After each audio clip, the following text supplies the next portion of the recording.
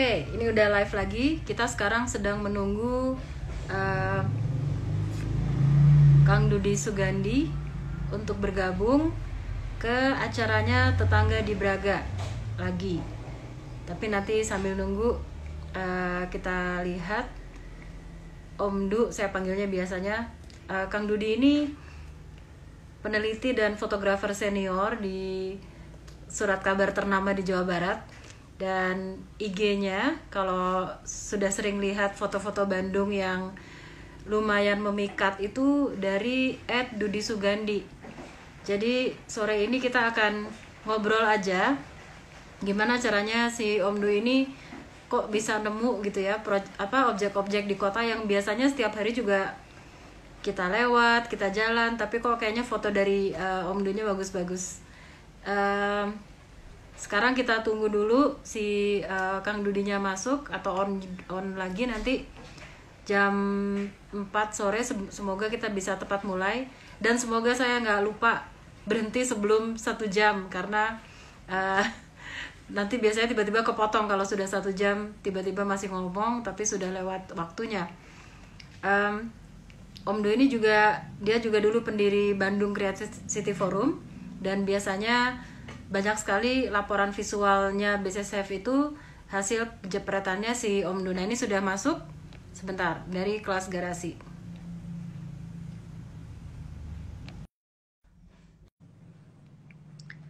Kita tunggu Kang Dudi masuknya pakai nama kelas garasi. Silahkan Om Du. Nah, itu dia. Halo Mbak Tita, sebentar ini dengerin dulu. Siap, kedengeran? Oh, belum. Belum menyalain. Ayo dong, nyalain. Udah. Udah. Oke, Om Du, sudah join? Beres? Oke, ada suara ya? Sip. Nah, siap. Lancar. Oke, selamat sore. Om Du, tadi saya udah ngomongin dikit. Oh ya? Om Du ini... ngomongin? Wah, kalau ngomongin pasti yang jelek-jelek. Biasanya, enggak ya? Oh iya. Bagus, suka. Siap. Siap, Mbak Tita. Salah satu pendirinya Bandung Creative City Forum. Dan bahwa @Dudi Sugandi itu tempatnya kalau kita mau lihat foto-foto kota tapi yang nggak biasa. Padahal kita setiap hari lalu lalang di Bandung, tapi kok si Om Du bisa aja dapat begitu gitu. Jadi ini tidak heran gitu ya, karena Om Du memang kerjanya setiap hari-hari memang jadi komunikator visual lewat alat-alatnya. Om Du, cerita dulu, perkenalkan dulu ngapain siapa? Oke, selamat sore Sampurasun, Mbak Tita dan teman-teman BCCF dan Instagramer. Ini saya pakai akunnya Kelas Garasi. Kelas Garasi itu kelas di mana saya berbagi fotografi dari garasi. Ini kalau dilihatin, ini bener-bener garasi. Tuh, ada sepeda tuh. Ada sepeda, ada motor. Jadi ini nanti mungkin BCF Kelas Garasinya di sini. Jadi dari Kelas Garasi ini, saya pakai akun Kelas Garasi itu intinya saya sharing fotografi secara mungkin pengalaman dan teori itu ada di Kelas Garasi. Orang mau belajar secara free, pengen cepat belajar, pengen tahu soal fotografi, ada di Kelas Garasi gitu. Nah, adapun akun Kelas Garasi akun berbagi. Nah, akun saya berbagi visual dari kacamata saya. Nah, saya sendiri 25 tahun bekerja di Pikiran Rakyat. Jadi akhir tahun 2019 Desember itu selesai. Sekarang mencoba bikin dokumentasi sama teman-teman aja, sama komunitas, sama BCCF, sama teman-teman yang lain. Jadi saya mendokumentasikan apa saja yang terjadi di Kota Bandung secara, ya mungkin kacamata saya harus secara indah gitu, karena zamannya visual seperti sekarang. Biar yang di rumah-rumah nggak bosan. Begitu. Nah, Om Du kan sudah 20 sekian tahun di Pikiran Rakyat. 25. Apa Om Du yang ngebedain antara foto buat jurnalistik mungkin ya dengan yang hobi Om Du sekarang? Oke. Jadi yang membedakannya, kalau dulu kita selalu bicara bahwa fotografi itu momen.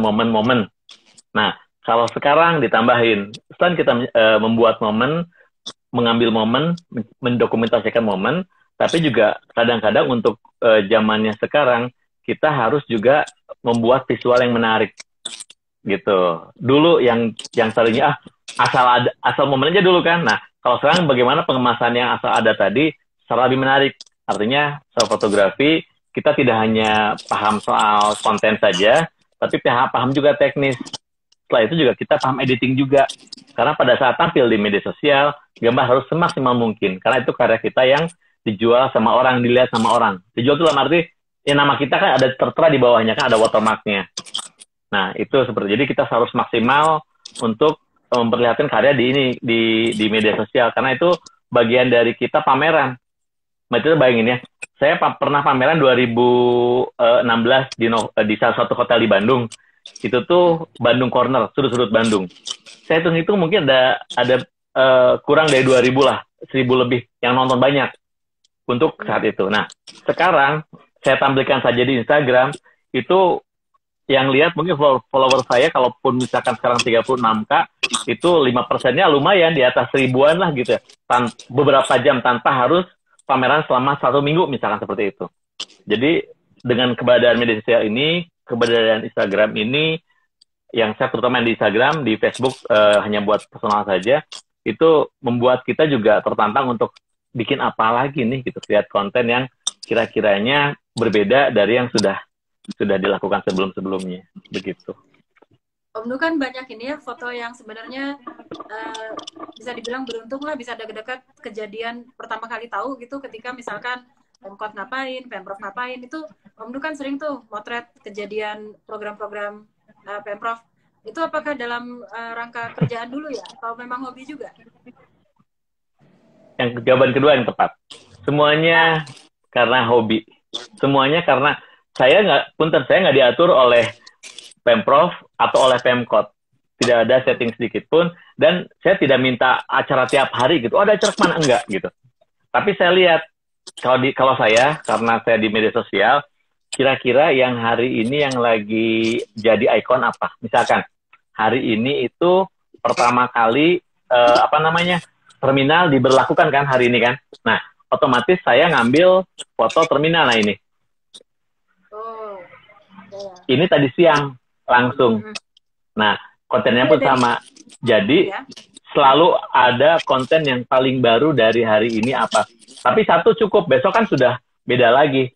Makanya saya selalu lihat konten saya itu selalu ada konten aktualnya. Aktual dari sisi news barangkali ya. Yang lagi baru apa saya ambil gitu.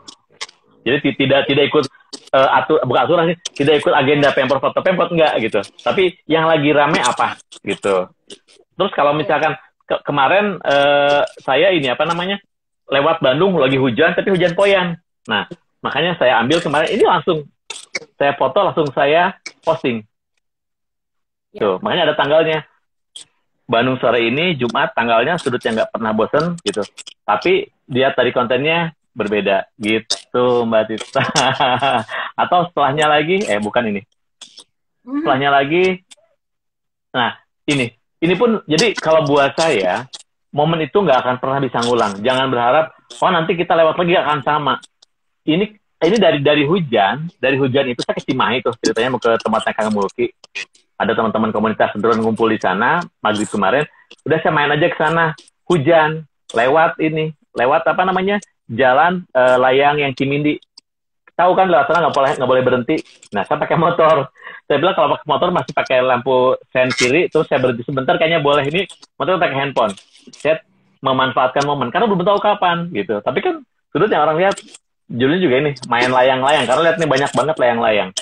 Dan pagi sore ini Bandungnya sebelah mana kayak gitu. Nah, itu yang membuat buat saya Bandung itu selalu setiap momen itu ngangenin.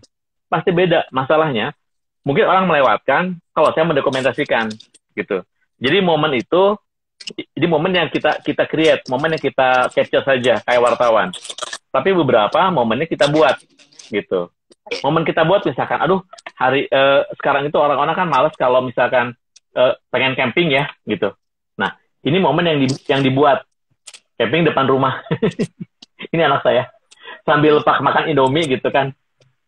Gitu, ajakannya camping yuk gitu. Udah gitu aja biar orang-orang yang ini mikir sendiri. Nah, jadi tidak hanya mendokumentasikan momen yang menarik, tapi juga bagaimana membuat momen tadi, gitu, yang aktual tentunya kan, seperti itu Mbak Tita. Itu aja sebenarnya, simpel. Ya, itu tadi ada gitu aja tapi banyak pisan kan kata kuncinya teh. Itu tadi ada Kang Vicky sebenarnya. Oh, Terus ada iya Kang Vicky, terima kasih supportnya luar biasa. Jadi tadi kata kuncinya Om Du dari awal ngomongin yang sebenarnya kejelian menangkap momen tadi, menangkap apa event yang sedang berlangsung, yang hari ini ada, besok udah nggak lagi, yang pembukaan terminal tadi. Terus akhirnya kita bergeser ke menangkap momen yang sebenarnya terjadi nggak sengaja gitu, yang harusnya kan butuh Betul, kejelian, betul. kejelian yang jam terbang juga sih Om Du ya. Jadi kita belum sebenarnya. Jadi ya intinya sih kalau buat di kayak sekarang itu pasti konsisten aja seperti Mbak Tita. Jadi konsisten dimanapun saya siap untuk momen apapun gitu. Karena kita nggak tahu kita akan dapat keberuntungan di mana. Karena kan keberuntungan konon itu datangnya pada orang-orang yang siap. Jadi pada saat saya jalan saja saya sudah siapkan kamera, saya bawa drone kemana-mana, dan saya bawa smartphone yang tinggal dari motor tinggal cekrek-cekrek gitu. Kalau pengen serius ya kita ambil berikutnya. Tapi momen itu kalau pada seperti yang kemarin itu kan belum tengulang, berhenti aja susah. Turun dulu ke bawah, parkir, begitu naik lagi jalan, kalau jalan kaki atas mungkin matahari udah makin turun kayak gitu. Jadi saya selalu momen berhenti, motret, setelah itu lupakan. Kita cari momen yang lain gitu. Oke. Tapi Om Du tadi kan sebut-sebut nih drone ya. Berarti kan Om Du juga pilot drone mau nggak mau. Iya, belajar kan drone. Itu kan sebenarnya udah naik level ke segmen pemotret yang nggak biasa-biasa aja, karena nggak semua bisa motret pakai drone sebenarnya. Itu gimana pengalamannya Om Du? Kenapa beralih ke drone selain memang menantang hobi gitu ya? Gimana ceritanya? Dan apa bedanya gitu? Saya tuh orangnya senang ngumpul Mbak Tita. Mungkin gabung di BCCF juga gitu. Senang berkomunitas. Saya gabung sekarang lagi aktif di komunitas sepeda. Kan kemarin sepedahannya juga baju sepeda. Kemudian saya baru tadi pagi touring motor di Lembang. Ada komunitas motor baru yang hobinya itu touring. Saya ikut juga. Dan drone juga itu bagian dari bagaimana komunitas drone. Tapi satu, dari semua komunitas itu pasti ada sisi apa? Konsistennya, fotografi. Nah, drone itu tuh buat saya hanya tool saja. Kamera itu hanya tool saja. Smartphone itu hanya tool saja buat bagaimana kita mendokumentasikan secara visual apa yang kita lihat.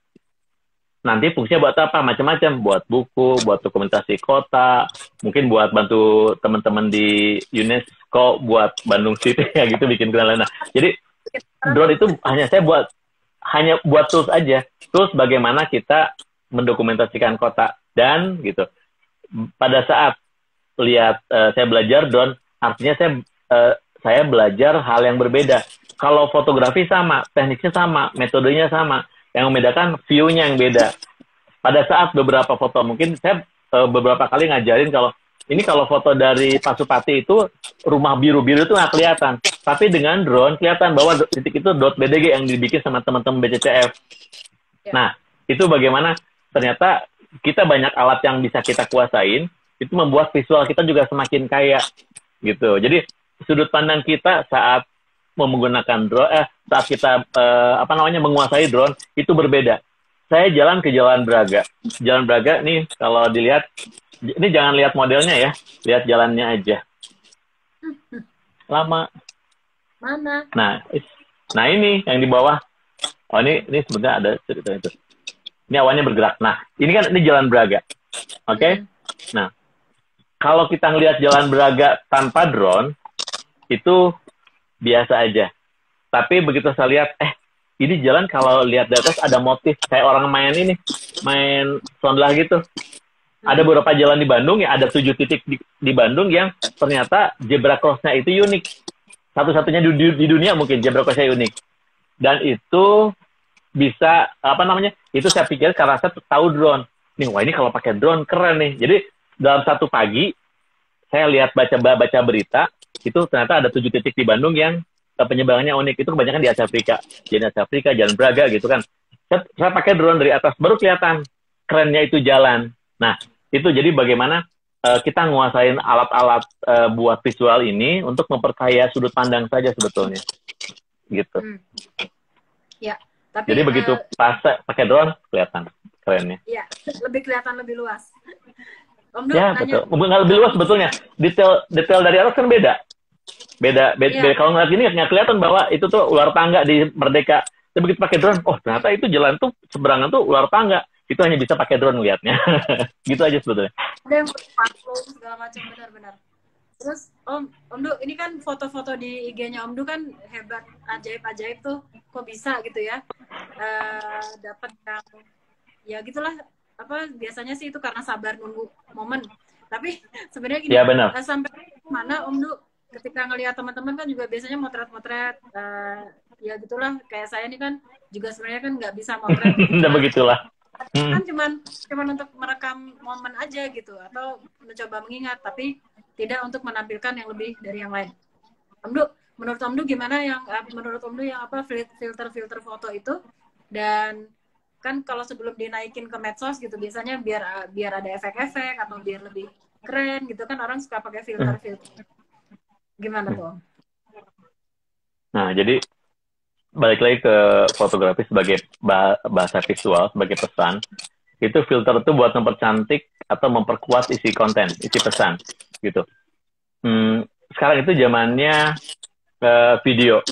Tapi untuk video tuh orang butuh effort untuk belajar video. Yang ada apa? Saya tadinya fotografer, gitu. Maksudnya namanya fotografi, motret ya, bukan videografer, gitu. Tapi pengen video. Ya artinya kalau kita tahu tools atau aplikasi buat bikin video, artinya mempermudah kita untuk menyampaikan pesan.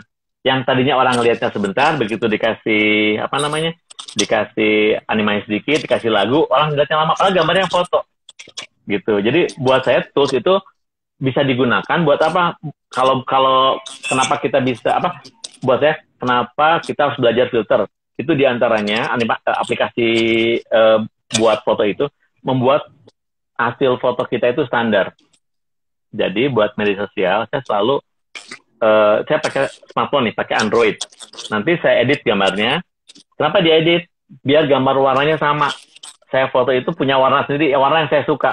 Mungkin kalau Mbak Tita motret, itu motretnya agak hitam putih apa beda. Nah kalau saya selalu pengen penuh warna gitu. Jadi warnanya warna saya. Setelah itu baru nanti saya lihat di iPhone seperti apa. Dia seperti apa, warnanya seperti apa. Nanti dilihat, oh berarti editan yang saya lakukan, hasil editingnya itu, apakah warnanya sesuai atau enggak, apakah over atau enggak. Kadang-kadang, Kang, ini oversaturate, terlalu berwarna gitu. Tapi di handphone saya enggak, gitu kan. Artinya mungkin handphonenya dia aja. Nah, saya bikin standar seperti itu. Jadi editing itu diperlukan buat apa? Bikin standar warna kita untuk tampil di media sosial. Jadi kalau kita mainnya IG, saya main sosial media, IG gitu ya, nanti kita ngedit pun itu buat apa yang kita tampilkan itu sama semuanya, standar warnanya sama gitu. Jadi ngrouping bisa di situ, atau bikin video-video pendek juga. Atau yang sekarang yang saya lakukan animasi itu, saya kasih lagu biar yang terbawa suasana. Karena kalau kita cuma ngelihat aja, itu kan mata aja yang terpengaruh gitu. Mungkin pikiran dia kalau dia pernah ke Bandung, pernah kayak oh ini misalkan gambar ini Mojang Bandung gitu ya misalkan. Wah ini Mojang Bandung, orang kan wah mikirnya macam-macam ya. Komen juga ini kenapa sih harus di trotoar, ini kan nggak boleh gitu kan. Kalau ini makanya dibilang ini buat keperluan foto itu masker dilepas sebentar ya, sebentar lah gitu, nggak usah julid gitu kan. Nah jadi kalau ini itu biasa aja, dalam arti orang lihat udah cantik ya, pasti orang lihat lama, oh di Braga indah. Tapi beda pada saat saya tampilkan dia dalam bentuk yang ini. Mana tuh lagi? Yang tadi yang animasi, bentar ya. Nah ini. Nah ini kan sebetulnya foto yang tadi juga, dan saya bikin animasi. Tuh, ini awannya. Oh iya. Nah baru, dan ini pun ada lagunya. Lagunya dari Kahitna. Nanti kalau bisa dengar ini, kalau dilihat lagunya Kahitna. Nah, itu membuat aplikasi tadi secara pesan itu akan lebih sampai, karena yang terasa itu tidak hanya gambar menarik, tapi juga didengarkan, dirasakan. Oh iya lagu ini merasakan apa, nah gitulah. Jadi ini hanya tools saja bagaimana kita menampilkan visual menarik. Kalau saya sih, jadi foto pendekatannya beda. Ini pendekatannya beda.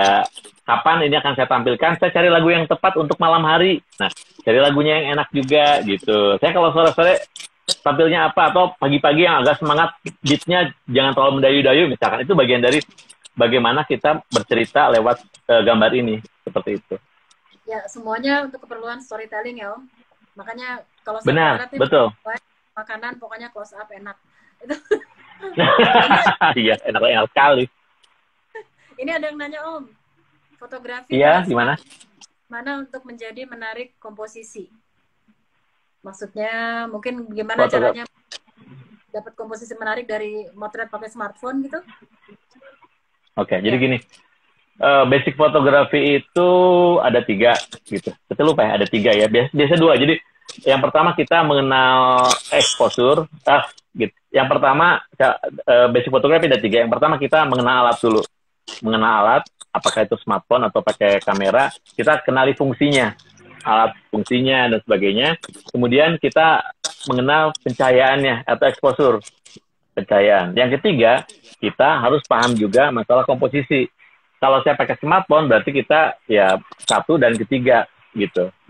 Komposisi dilihat dari pada saat kita akan menyampaikan pesan, maunya pesan apa yang akan disampaikan itu nanti berhubungan dengan komposisi. Jadi setiap foto itu selalu ada point of interest, sesuatu menarik dari sebuah gambar. Yang jadi pokok cerita apa?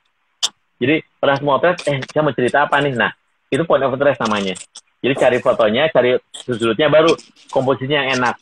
Nah, kalau misalkan media sosial, saya nanti akan di Instagram. Fotonya bisa nggak vertikal? Gitu. Karena Instagram kan lebih enak kalau fotonya itu sebetulnya vertikal 5:4. Jadi pada saat melihat di HP itu gambarnya full. Kalau gambarnya tipis, ya gambarnya jadi kecil. Jadi sweep aja cepat. Tapi kalau gambarnya besar, 5:4 vertikal, gitu tinggi gambarnya, atau kalau orang yang bilangnya ukurannya potret panjang, itu di sweep itu tuh bisa sampai 3 detik.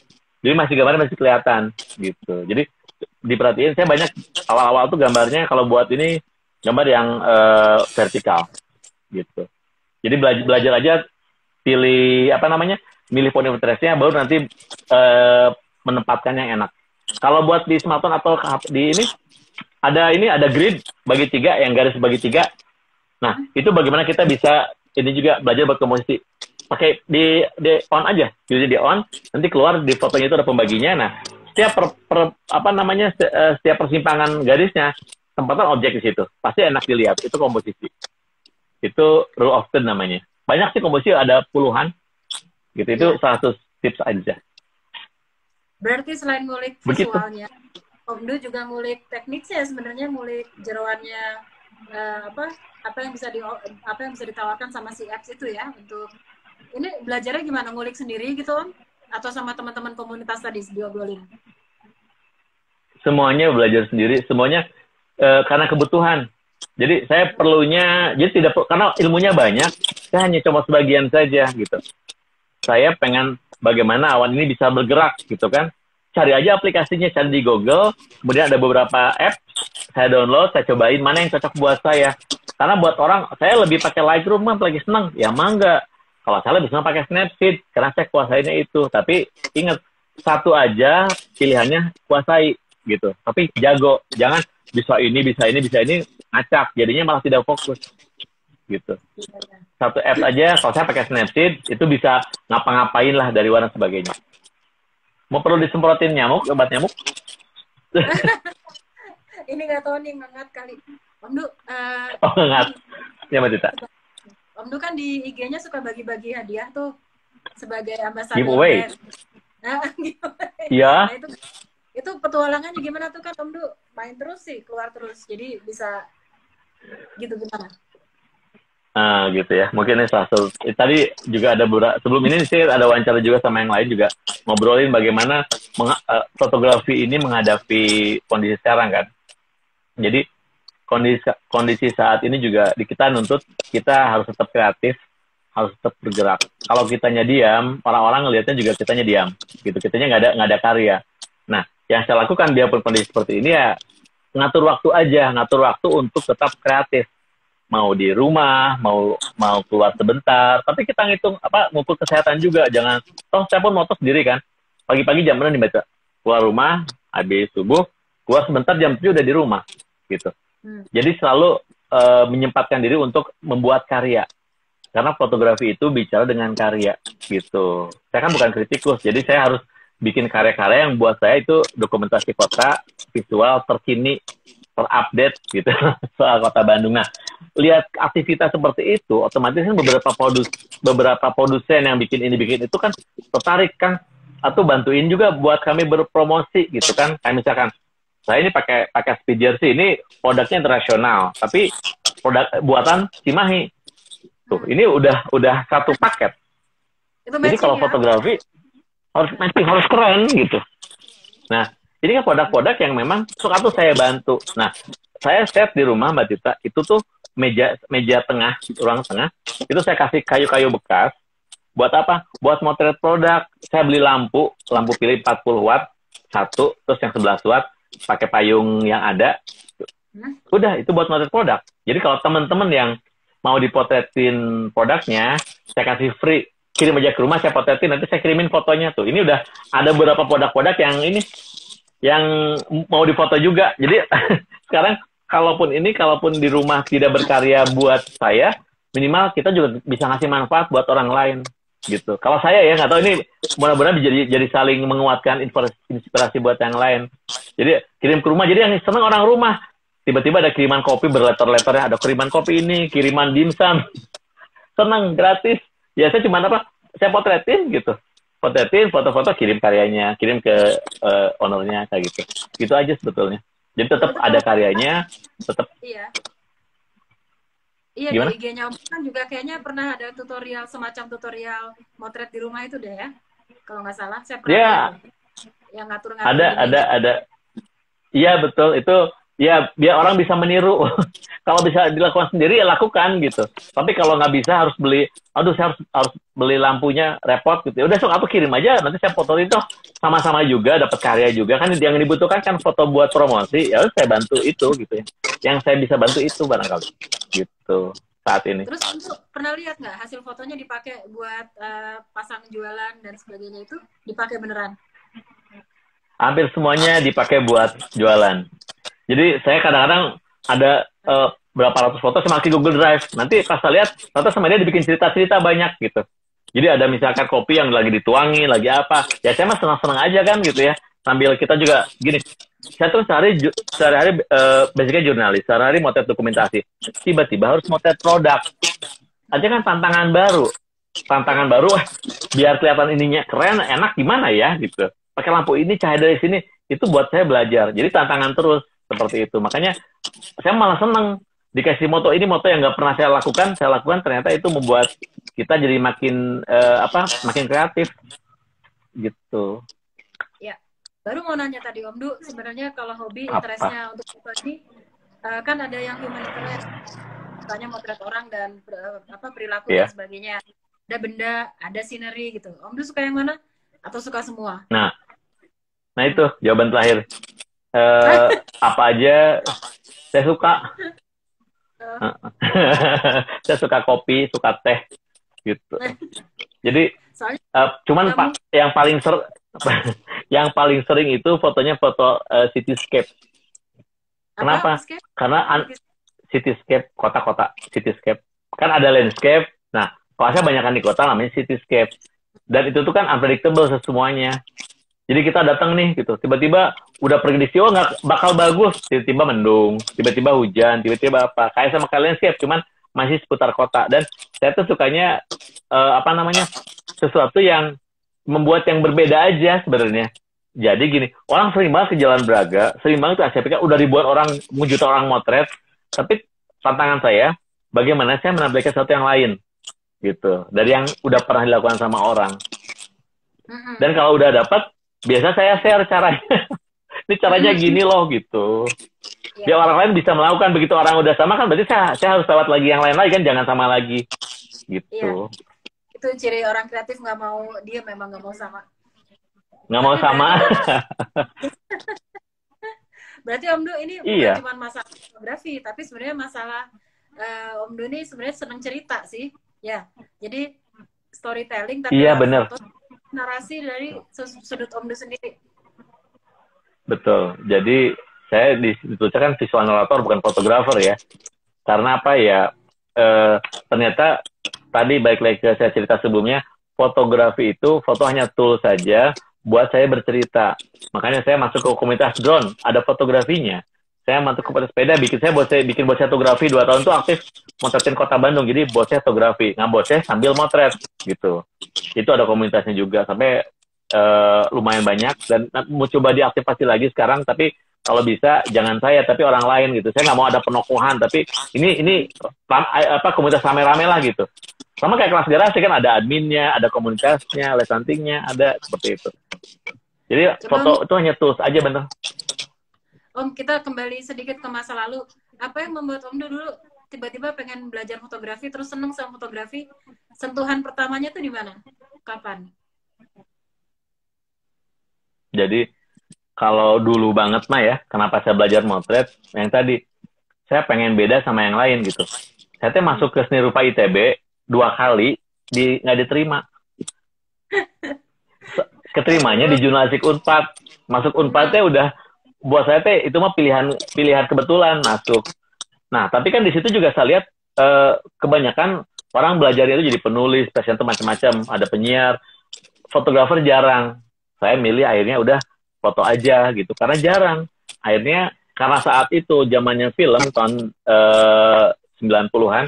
Nah, saya jadi aktif di tim dokumentasi di himpunan, di jurusannya di fakultas, di Unpad sendiri.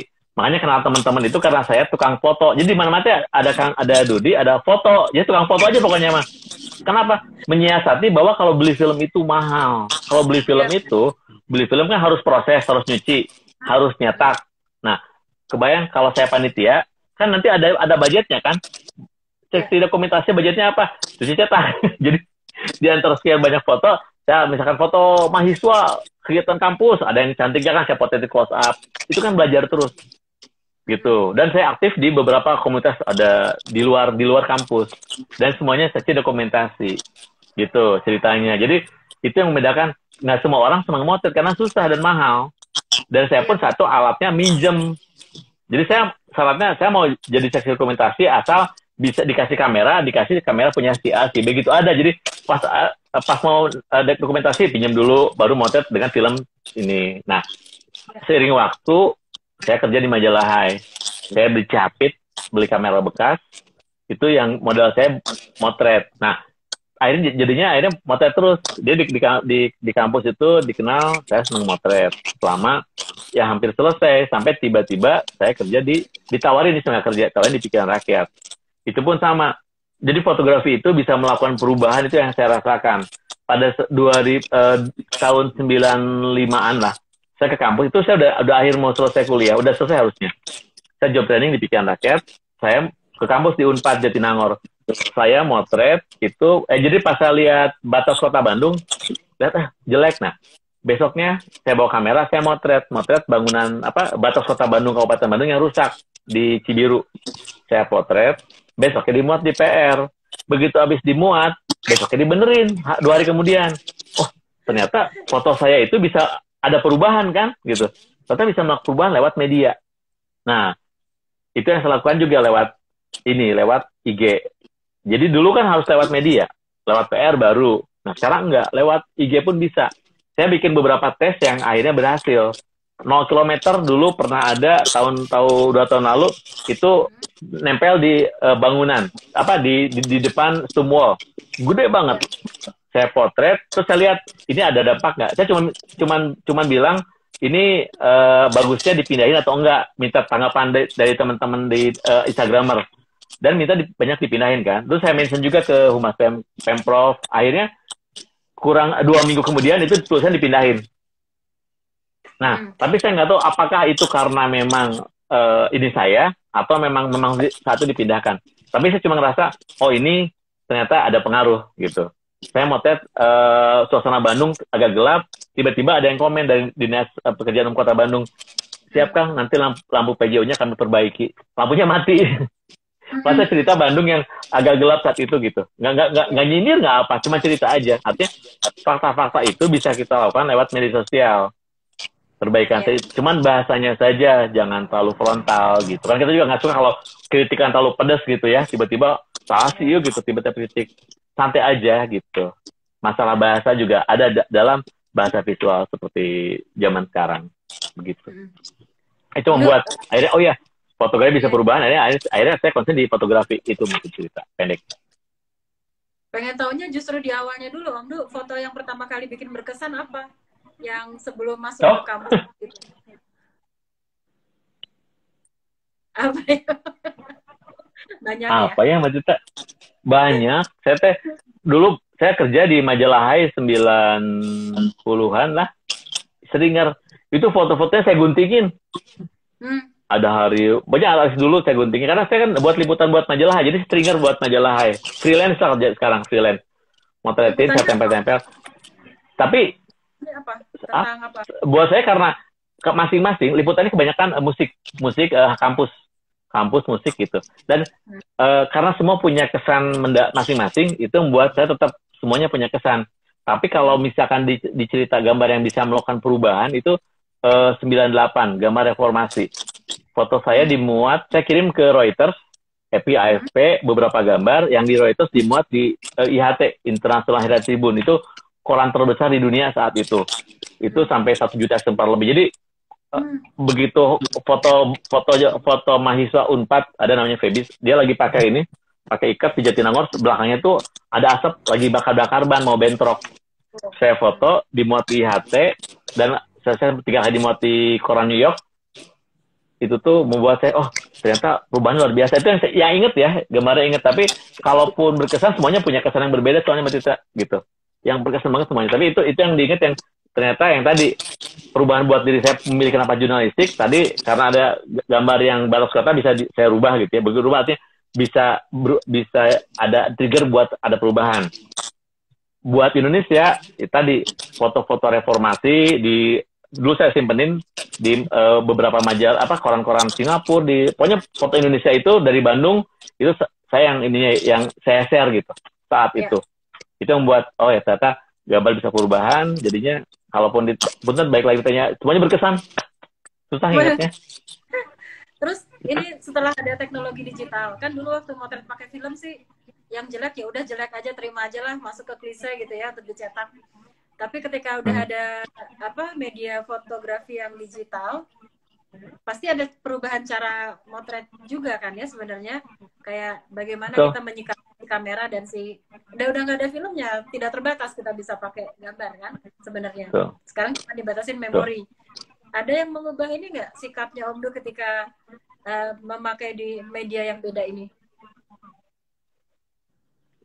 Kalau buat saya barangkali, jadi karena gini, kalau kita belajar negatif film dulu, belajar film analog, setiap momen itu kita terbatas oleh 36 jepretan, karena hanya 36 frame. Tapi kan sekarang memori makin banyak. Nah artinya kesempatan saya buat memilih objek itu semakin pilih-pilih, nggak sembarangan dipotret gitu. Jadi kalau orang dulu itu semakin detail untuk melihat peristiwa. Saya harus ke 3 acara, 1 roll. Berarti kalau 36 dibagi 3, masing-masing 12 frame.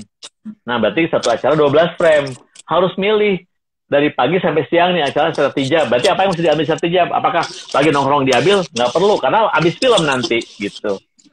Jadi, semakin kita paham digital, betul, yang mengganti film. Kalau filmnya, ini kalau kayak sepak bola 10 roll, nyucinya milihnya susah karena itu cost lagi gitu. Jadi semakin kita paham cara kerja kamera dulu, itu semakin kita memilih objek yang kita jepret.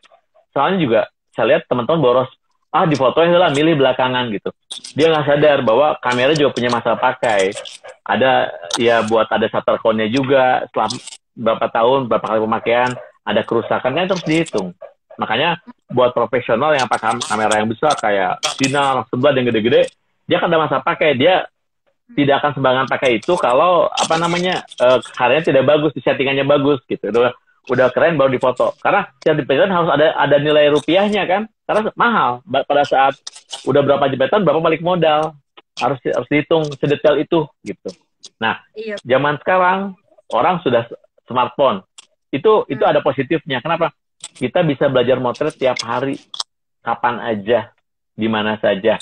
Belajar komposisi, belajar memilih momen. Jadi belajar bisa kapan aja. Kalaupun tiba-tiba harus lebih serius ya, mungkin kita pilih waktu yang lebih serius buat motretnya gitu.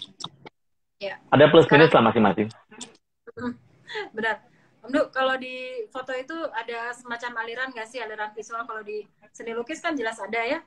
Ada yang mau Banyak. abstrak, ada yang mau natural, ada apa. Nah, kalau di fotografi, ada orang biasanya milih nggak? Di fotografi itu banyak orang milih dari awal. Dari awal pengen kemana, padahal dia belum paham basic. Jadi kalau buat saya, pahami dulu basic, nanti passion akan ikut. Karena pada saat dia tiba-tiba milih dulu, dia belum paham basicnya, pada saat dikasih yang lain dia agak sulit. Misalkan gini, orang-orang yang senang motret model itu motretnya orang doang, potret orang. Pada saat yuk kita landscape, mereka bingung. Waduh, landscape-nya gimana settingannya, gimana harus motretnya, dari mana sudutnya, itu banyak banget. Makanya nggak semua orang suka landscape. Karena apa? Karena pertama momennya nggak boleh hilang. Harus bangun pagi, harus pakai tripod biar tidak goyang, ruang kajiannya harus lebar, nunggu momennya juga harus pas, jadi jam berapa harus datang ke lokasi, nggak boleh telat gitu. Sementara model kan bisa dipindah kemana-mana gitu. Nah, itu aja akhirnya membuat orang, ternyata, kalau saya pikir, jangan milih di awal, tapi kuasai dulu basic, setelah kuasai basic, baru teman-teman yang akan milih alirannya di mana, sukanya di mana, sesuai dengan passionnya, itu mangga gitu. Jadi yang paling banyak ini orang itu biasanya kalau bahasa gini, kalau mau milih passion sesuaikan dengan alat yang dimiliki. Kalau punya modal cukup, mau kemana-mana bebas. Karena untuk foto-foto yang khusus itu butuh lensa yang cukup mahal juga. Tapi yang paling gampang misalkan, Kang, saya punyanya smartphone doang tapi pengen motret, ya udah yang paling gampang ngambil foto-foto human interest atau foto-foto yang street photography istilahnya. Motor ini jalan kayak gitu kan. Yang akan dia pelajari apa? Dia belajar komposisi, dia belajar etika gitu. Karena yang dihadapin orang, bagaimana dia harus berkomunikasi. Karena mau fotografi ternyata udah 80% mungkin non teknis. Teknisnya mah cara megang dan fokusnya kan. Sisanya mau berkomunikasinya. Itu ada di street photography gitu. Jadi aliran fotografi sangat banyak. Rekan-rekan kalau yang suka fotografi di sini, kuasai dulu teknis. Pada saat ke lapangan itu akan ngikutin. Karena kalau buat saya aliran itu hanya kesukaan saat itu gitu. Tapi kita perlu branding bahwa kita bisanya di mana. Misalkan gini, saya ke Jalan Braga, saya motretin yang bersepeda tadi, jadi bilangnya apa? Foto model gitu. Tapi pada saat saya yang sama orang itu saya hilangkan, saya motretnya bangunan antara, fotonya apa? Foto arsitektur gitu. Itu kan sebetulnya kriteria tadi kita yang bikin. Kita mau, kalau kita kuasain semuanya, kita tahu prinsipnya. Kalau foto arsitek itu berarti kiri kanannya harus lurus, simetrisnya tidak boleh melengkung gambarnya kan, seperti itu. Nah, jadi kuasain lu teknis, baru nanti aliran itu ngikutin. Tapi kalaupun aliran itu udah kuasa aliran udah diikutin, baru Anda harus branding, harus jualan bahwa saya expert di bidang foto ini gitu. Biar nawarinnya gampang. Ya. Om Du, ini ada Kak Andi Yuda tuh, dada tuh, bravo Kang Budi. Oh, siap, terima kasih. Kang Andi, tetangga di Gadung. Kalau lebur gawat ini nanti bisa jadi heboh. Om Du, cerita itu Om, yang dulu kan punya klub apa sih, yang apa isuk tuh? Apa yang pagi-pagi pokoknya subuh terus ngider ala si Om Du. Oh iya. Jadi lupa ya. Jadi saya tuh bikin beberapa aktivitas fotografi namanya Gugah Enjing. Oh, Gugah Enjing. Gugah Enjing itu artinya bangun pagi, kan langsung pasti hafal.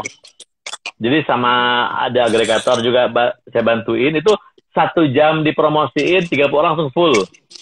Kadang-kadang jadi 40 orang. Karena kenapa saya batasin buat workshop Gugah Enjing ini? Karena kalau udah lebih dari 30 orang itu orangnya ngobrol. Sementara kan saya pengennya pada saat ke lapangan itu kita bisa ngobrol, bisa belajar sama-sama. Nah, jadi biasanya kita kumpul di satu titik jam 5 pagi. Kalau sih biasanya ngumpul dari masjid, karena kan kita ngumpulnya lebih pagi kan. Jadi kita sholat subuh bareng, habis itu ngumpul nunggu di luar ya. Yang dulu non muslim nunggu di luar, kita habis sholat kita keluar. Nah, saya presentasi sebentar. Presentasi kita mau kemana, ngapain. Itu subuh-subuh kan masih gelap. Nah, jadi misalkan saya start kalau di Dago itu di Saman atau di Masjid TSM misalkan. Nah, dari situ, ayo kita jalan dari TSM itu kita jalan ke pasar biasanya. Karena pasar ada aktivitasnya.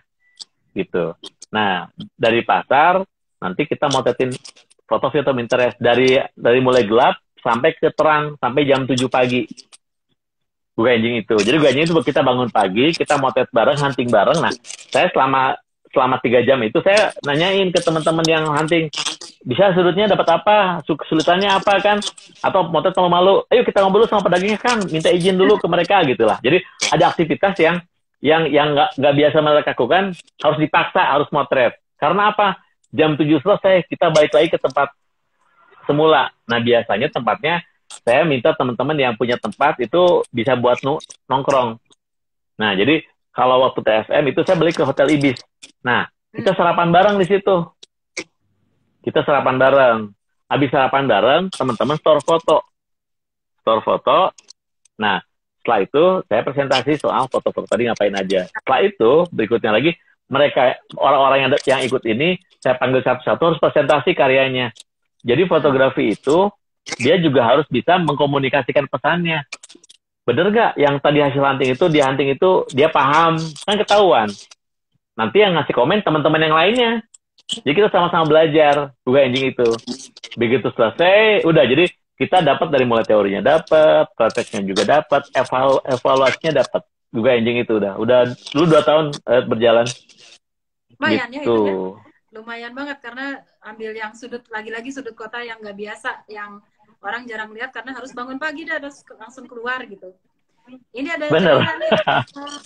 Hai Kang Dudi, hai Mbak. Halo Cece, terima kasih. Selamat bergabung. Ini ada Caira kan, kalau dia motret mah biasanya lokasinya gunung, hutan, dan laut. Dan iya. Om Du, ini saya belajar dari pengalaman, biasanya tiba-tiba mati kalau tiba-tiba udah sejam aja. Tapi ini kita... Sejam? Oh iya benar, bentar lagi. Selesai. Jadi Om Du, kalau misalkan motret anak-anak itu kan ini ada Caira nih, karena dia sekarang lagi banyak kasih workshop atau bikin kegiatan yang sifatnya karena kita harus di rumah aja. Jadi si anak-anak yang di komunitas itu harus dikasih aktivitas, antara lain lewat fotografi. Kira-kira gimana Om fotografi dengan anak-anak? Ada pengalaman Om Du? Kalau buat anak-anak, fotografi itu kan mewujudkan imajinasi dalam bentuk visual. Nah, mereka punya imajinasi apa, lihatin dalam bentuk foto. Tapi kan mungkin susah dipahami, makanya mereka harus dikasih cerita. Kira-kira kamu mau cerita apa dengan gambar ini? Nah, nanti matching nggak antara foto yang ditampilkan sama cerita yang sama ditulis sama dia. Nah, baru nanti kita bisa evaluasi. Oh, ini maksudnya tuh bagusnya gini loh, gitu. Itu bisa. Atau pakai tema. Temanya misalkan, ke anak-anak kan paling gampang apa? Misalkan temanya wajah gitu. Terserah wajah apa aja. Mungkin foto-foto show aja macam-macam. Temanya merah. Nah, menurut kamu merah itu apa? Apakah orang lagi marah? Apakah berwarna merah? Atau bendera ada merahnya? Kayak gitu. Jadi tema-tema abstrak yang divisualkan. Itu saya pernah juga di beberapa sekolah SD juga, ada SD, ada TK. Jadi saya pernah ngasih workshop di anak SD, terus anak SMP, anak SMA gitu.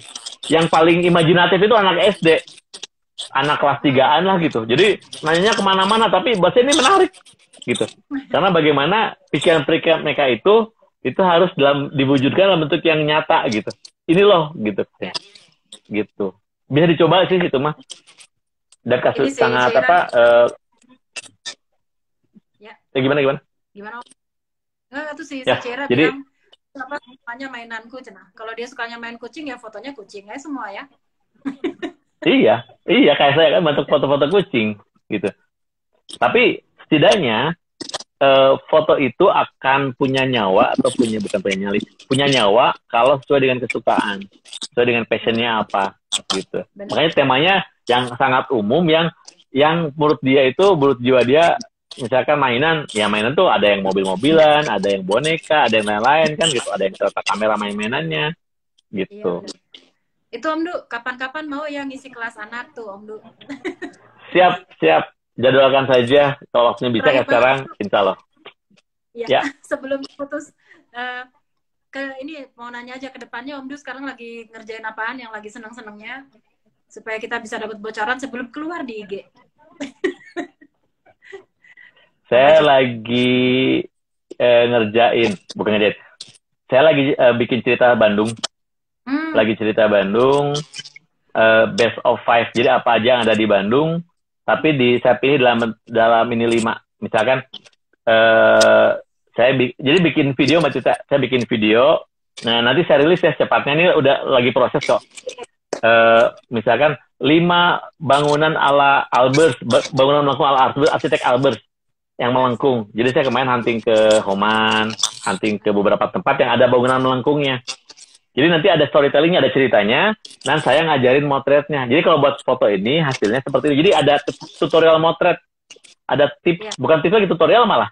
Jadi saya pengen virtual tour ini, begitu lihat video saya, orang tuh bisa melakukan juga. Oh kayak gini, oh sudutnya seperti ini, karena ada hasilnya gitu. Om Du, Itu mudah-mudahan. Kenapa?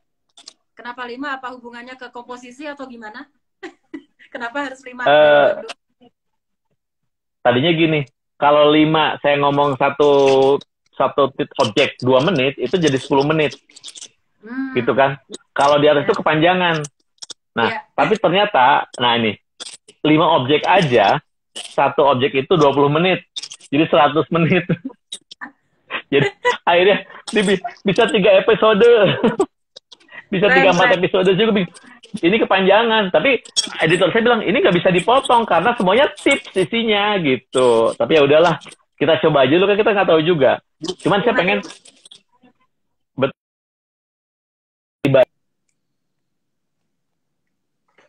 ada apa. Jadi nanti tematik, bikin tematik, tema gitu. Nanti ada di YouTube Kelas Garasi. Tunggu tanggal mainnya. Gitu. Cepatnya. Oh iya, mau tutup. Sama-sama Mbak Zah, terima kasih banyak. Sangat syarat sebenarnya dalam kurang dari sejam nih Om Du, banyak tipsnya juga. Nanti kita rilis juga rekamannya nih Om Du di YouTube ya. Jadi orang bisa tetap belajar dari tipsnya Om Du selama ini. Siap. Teman-teman, terima kasih. Gabung, sudah mampir. Nanti kita ketemu lagi di tetangga di Braga berikutnya. Selamat sore. Terima kasih ya. Assalamualaikum. Sampurasun.